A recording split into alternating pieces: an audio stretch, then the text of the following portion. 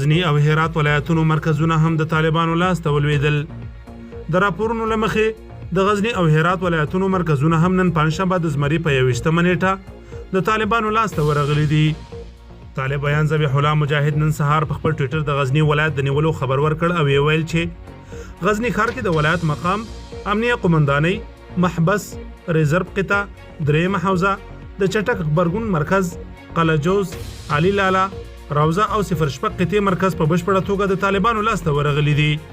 د مجاهد په وینا په دې نښتو کې ګڼ شمېر عسکر قتل، لسګونه نور تسلیم، ډېره وسله او تجهیزات یې ونیول شول.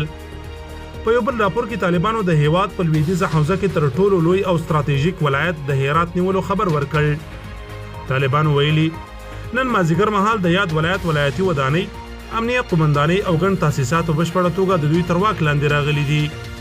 د طالبانو په وینا ګڼ شمېر عسکرو وسله په ځمکه کېښوده او له ټولو وسایطو او تجهیزاتو سره دوی ته ورغلل.